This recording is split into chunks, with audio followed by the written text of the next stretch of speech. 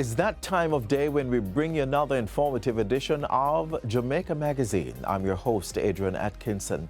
On the show, we have the Jamaica Stock Exchange talking about educational opportunities at the agency, plus how the indigent housing program is changing lives for the better.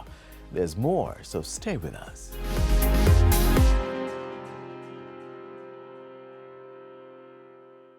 We know you want better roads in your towns and communities. That is why through the SPARK program, your government is allocating over $40 billion over 2 years to fix your community and rural roads. $20 billion will go towards fixing smaller roads in every area, with $150 million allocated per area. The remaining funds will be distributed based on road length and condition, ensuring areas with greater need receive more assistance. Your government is caring for you. The proceeding was brought to you by the Office of the Prime Minister.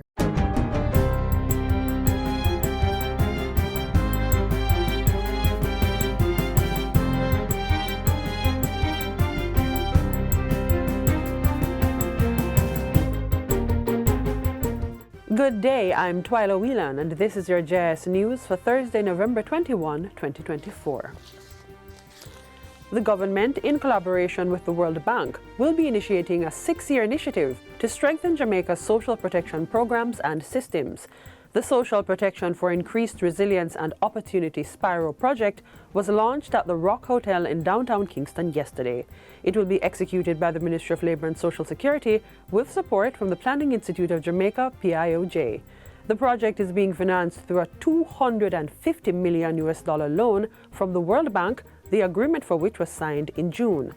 One of the project's key components is the establishment and implementation of a contributory unemployment insurance scheme in Jamaica. The Spiral project also includes a contingency emergency response component for natural disasters. Labour and Social Security Minister Pernell Charles Jr. reveals that it will also facilitate upgrading of his ministry's Labour Market Information System LMIS, making it easier to connect job seekers with employers. The minister says a project implementation unit has been established, bringing together experts with the skills to ensure the project's success. Several major water infrastructure projects across the country are in the final stages of completion. The report comes from the Minister with responsibility for water, Matthew Samuda. He was speaking at the University of Technology's Water Symposium on Wednesday. The Minister reveals that the Essex Valley system is near ready to deliver water to farmers in southern Manchester and Clarendon.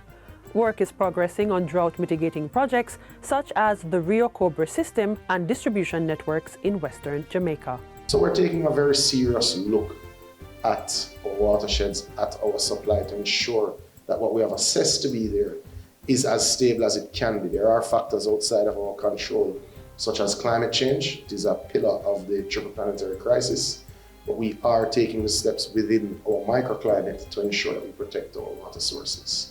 Minister Samuda adds that upgrades to the Martha Brae distribution line will start before the end of this fiscal year, while groundbreaking for the Pedro Plains irrigation system is set for the new year. Individuals and business owners requiring import permits from the Ministry of Health and Wellness will now find it easier to get the documents. This comes with the recent onboarding of the Ministry's Pharmaceutical and Regulatory Affairs branch to the Jamaica Single Window for Trade J-Swift portal. The electronic platform provides services that support the regulatory requirements for cross-border trade in Jamaica. J-Swift now allows for online applications and payment for permits for pharmaceuticals, herbal products, precursor drugs, cosmetics, medical devices, human tissue, and other regulated commodities that require permits. Chief Drug Inspector in the Standards and Regulation Division of the Ministry, Samantha Campbell, says J-Swift makes the process seamless and convenient, as it eliminates the need for clients to visit the office and physically drop off or pick up documents. Individuals can access the J-Swift platform by visiting www.jswift.gov.jm. Once approved, the electronic permit or certificate can be downloaded or printed. A major initiative is now underway to promote human rights awareness and critical thinking among Jamaica's youth.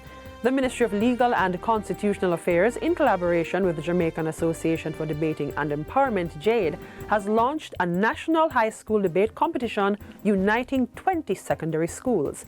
The competition, which began on November 12, is being held virtually via Zoom.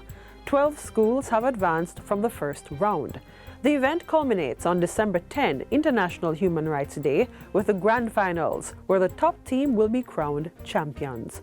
Director of Human Rights in the Ministry of Legal and Constitutional Affairs, Captain Natalie James, says the broader significance of the initiative is to inspire a generation that not only understands human rights, but is also empowered to promote and protect them. A cashless e-pay card system for schools was launched recently during a ceremony at Campion College in St. Andrew. The initiative, which has the endorsement of the Ministry of Education, is being undertaken by ePay Jamaica in partnership with Norbrook Transaction Services Limited and Jamaica Money Market Brokers JMMB Group. It is intended to modernize the payment experience within the school environment by facilitating seamless, secure, cashless transactions for essential services such as meals and transportation.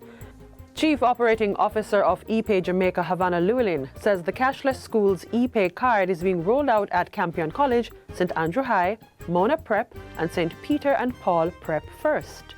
From there, we look to engage an additional 20 schools in the month of January, and then by the end of the year, we look to have 100 schools on our platform. And so we want to really be able to take this to all 300 schools across the country, as well as independent schools, and really create an environment that is going to bring safety, peace of mind, and inclusion to our children and our schools and our community. Technical Support Officer in the Ministry of Education, Dr. Naima Daniels-Heath, says the ePay platform aligns with the Ministry's Transforming Education for National Development TREND initiative. At the core of TREND is a commitment to reimagine how our education system operates, ensuring that every initiative advances our national development priorities. The introduction of cashless payment system aligns perfectly with our TREND goal of building safer, inclusive, and innovative learning environments, equipping students with essential 21st century skills, and modernizing school operations to support economic development. ePay facilitates real-time monitoring and notifications, enabling parents and students to track and manage school-related expenses. Parents can register and set up an ePay account at their web-based portal at epayja.com or via the ePay mobile app. And finally, the Ministry of Education, Skills, Youth and Information has announced an intensified focus on conflict management initiatives in schools.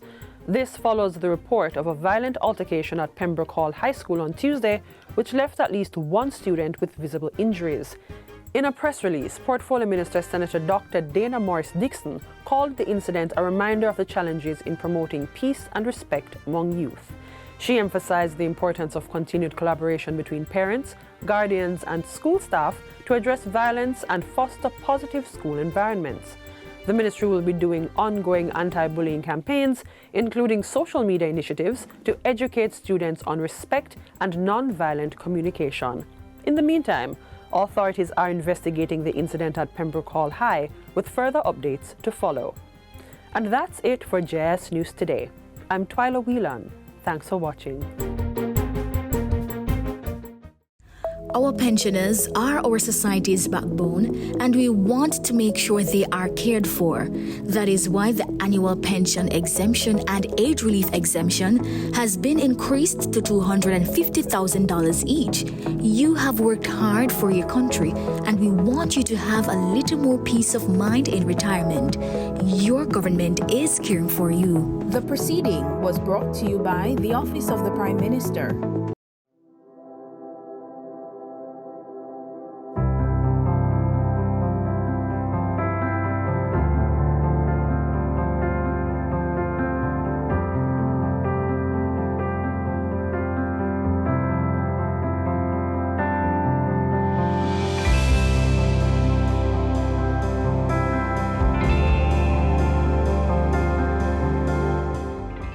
a fast-paced world, it's easy to act on autopilot. But what if we took a moment to be intentional about our choices, to recognize that every action counts? Small intentional actions can create a ripple effect. A simple smile, a helping hand, or a kind word can change someone's day and inspire them to pay it forward. Being intentional starts with mindfulness. Practice gratitude. Choose kindness in your interaction. Every choice we make has the power to inspire, uplift, and create a better world. Take a moment each day to be intentional.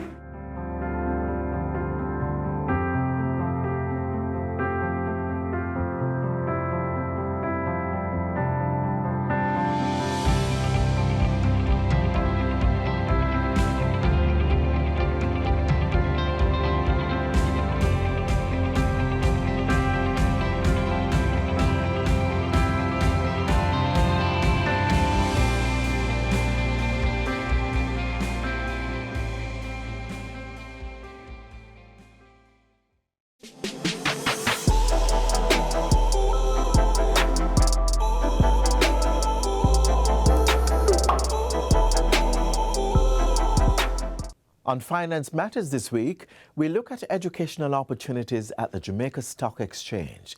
With the details is Managing Director Dr. Marlene Street Forrest.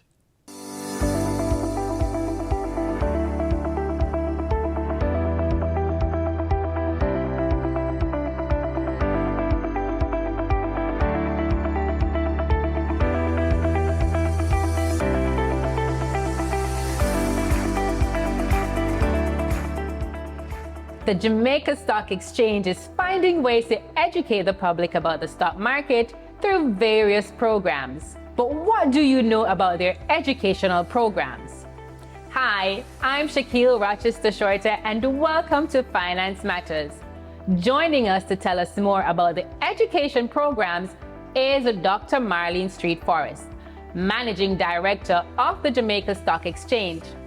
Remember to like, share, and subscribe to our YouTube channel. Follow the Ministry of Finance on Facebook, Instagram, X, LinkedIn, TikTok, and now Threads to see all the episodes and highlights. Dr. Street Forrest, thank you for being on our program today. Thank you for having me. Can you tell me what has been the overall viewership or feedback from the channel? Since we launched in 2022, the feedback has been tremendous. And it is because we have added several programs. First, the news that speak to how companies and investors are participating in the market. Then we have the business of sports, and we have also the business of entertainment, coupled with other programs geared towards ensuring that persons understand about literacy and financial matters. All right, so you have new educational programs. Can you tell me about them? Okay, there are several new educational programs that we have, and these are aimed at various markets, various persons. Yes. First, we have the most recent, not yet launched, but we are in the process of ensuring that it is launched, is one geared towards primary school. And that's the stock market game for primary and primary schools. Okay. And that is designed so that you catch the students early. Yes. So that the emphasis that we have now to ensure that mature people understand the market, you'll not have that a couple of years down the road. Yes. And also, how do you treat with devices? The phones and the tablets. We want to ensure that the students understand that there is a way in which they can benefit intellectually. Yes. And have fun. So that game is to be launched. But as you know, we also have the stock market game for students, fifth formers, right through to sixth. And we are in 48 schools right across the island. That's awesome. Yes, it is. And again, the stock market game for university students, and obviously we are in the universities. What we plan to do shortly is even to have an inter-university competition. Okay. So you notice we are doing and we are planning, because financial education is very important to us. But then again, we have the year-long program for just the general public. And that is a stock market game as well, which they look forward to. I said innovative, and you're right on the ball, Dr. Street Forest. I want to go back to your grassroots program. So you're doing the primary schools, and then you're in the high schools. Can you tell us about the games that you want students to play as part of learning? So tell us about the game itself. Okay, so it is a simulated game. It mirrors the Jamaica Stock Exchange trading on the stock exchange. So the students are given a portfolio, let us say $100,000, but before that they are trained to say, how do you pick stocks? How do you determine whether to come in or out of a stock? How do you determine whether you are going to put some in a fixed income or otherwise? And then it is tracked in terms of students, individual students, and as a team, as a school. It is tracked to see how they are doing based on the monies that they get, not naturally simulated. Yes. And then, what is the growth or sometimes decline? And they use the performance of the market on a daily basis to determine how they are going to play and, track their performance.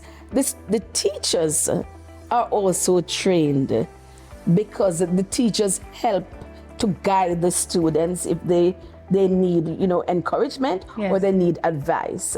And also what is done is that the website that we have, the students will go on, because there's information on the companies.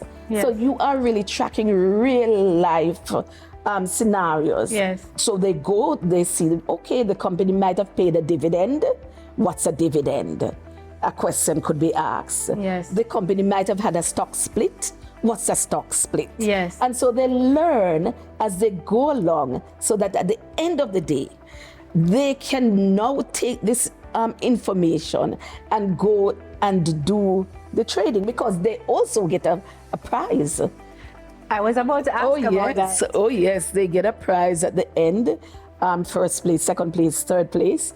And you encourage them to now open an account with a broker and also to start their investments.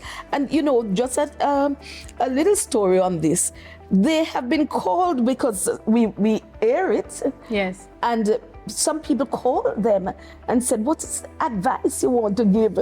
No, but they are not advisors, investment advisors. So that is what happens pretty much, and that mirrors also for the public game and also for the tertiary game that we have. Wow, that's so interesting, Dr. Street Forest.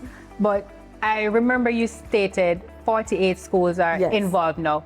How can other schools, if they're interested, apply or be a part of this grand thing that's happening at Jamaica Stock Exchange? We have a very active marketing department. So what they will do is to call us and say, look, we want to be a part of that. But I'll tell you what Stock Exchange does. We look at the entire universe of schools and we reach out.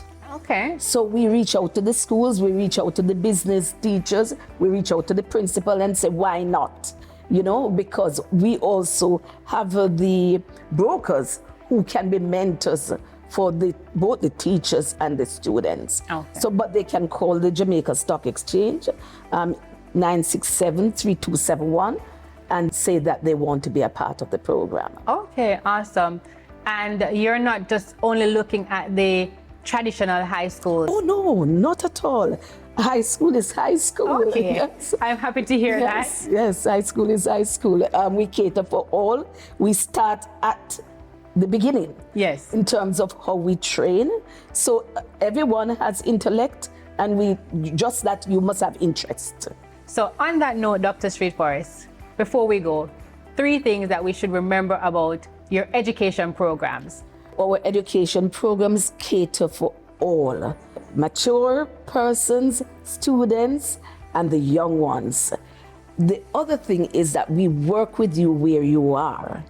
And we have several educational programs. We have the market research competition. We have the ABCs of understanding the stock market. And we also have workshop programs where we encourage and invite people to have us in your space. That's awesome. Thank you, Dr. Street Forest, for coming on our program today. It was certainly a pleasure. And thank you for joining us on this episode of Finance Matters.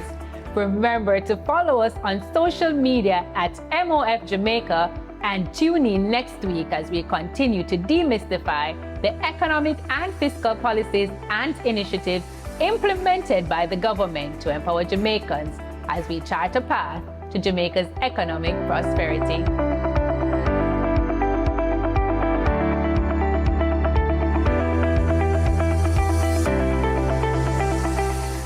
Young Jamaicans up to 35, your government will reserve up to 10% of NHT housing solutions over the next 5 years just for you with 100% financing up to 15 million Jamaican dollars. This is how we are empowering and breaking the cycle of poverty meaningfully. Your government is caring for you. The proceeding was brought to you by the Office of the Prime Minister.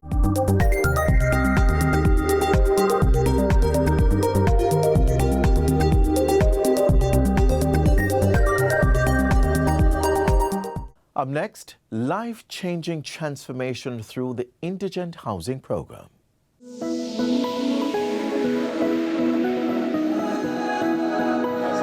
1 million.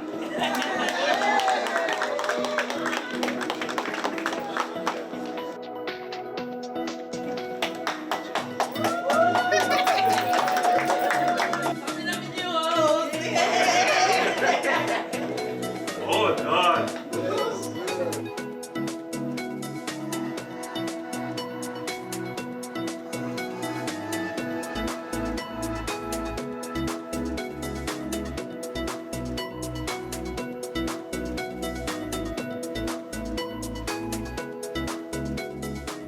It's a very good start for us, and I'm very grateful. Marsha, your house was destroyed by fire. We know you don't have the means of building your house again. You have other family members who were also dislocated, and I'm sure the entire Jamaica would agree that the government should assist. It was a disaster for us, and I would like to thank the community also to assist us on that day. The work of the poor relief cannot be overstated because it is their effort while we are seeing this building and the handing over of this 2-bedroom unit to the family.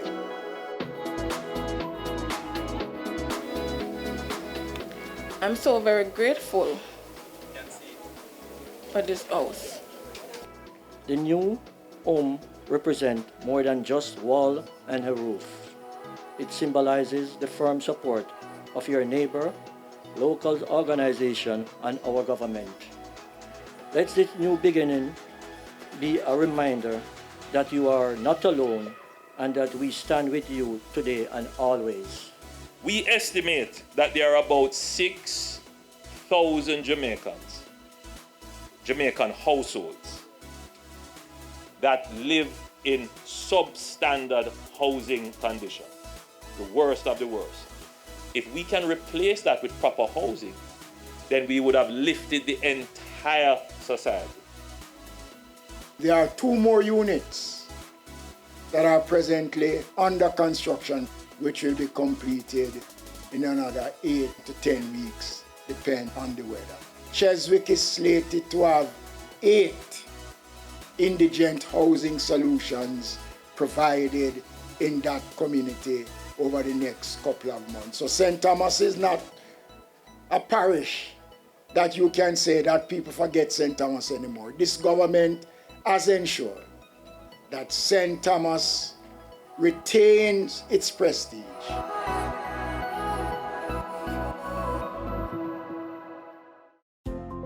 Jamaicans, practice proper disposal of garbage, and if items can be reused, recycle them. We all have a part to play in protecting our environment from pollution. We are building Jamaica.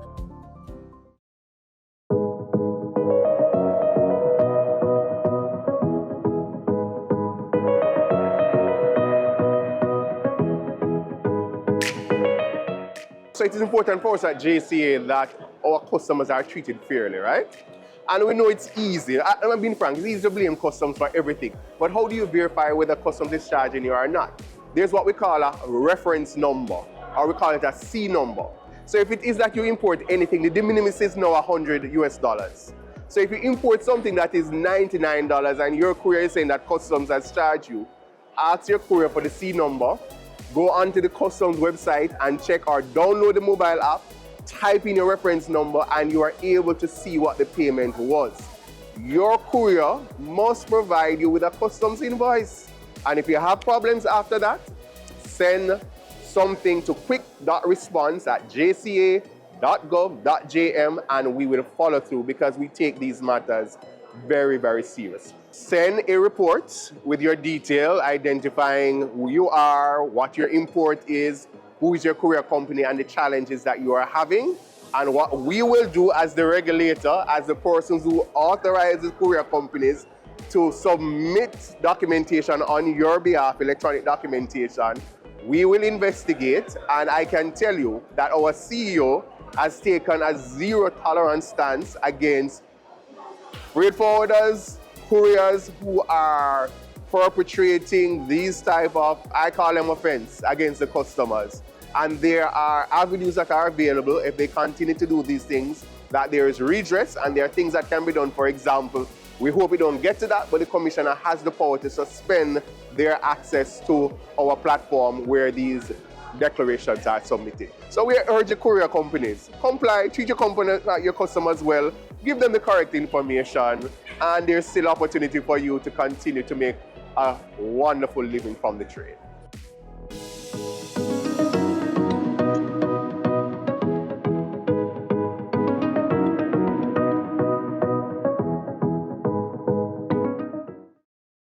This is where our journey ends, but only for today. Do join us again tomorrow when we bring another informative program. In the meantime, stay connected via our website, jis.gov.jm. And while you're online, send your feedback to Jamaica Magazine at jis.gov.jm or via X at JIS News. You may also find us on all the major social media platforms and through our mobile app that's Android and iOS compatible. On behalf of the entire production team, I'm Adrian Atkinson. Do take care.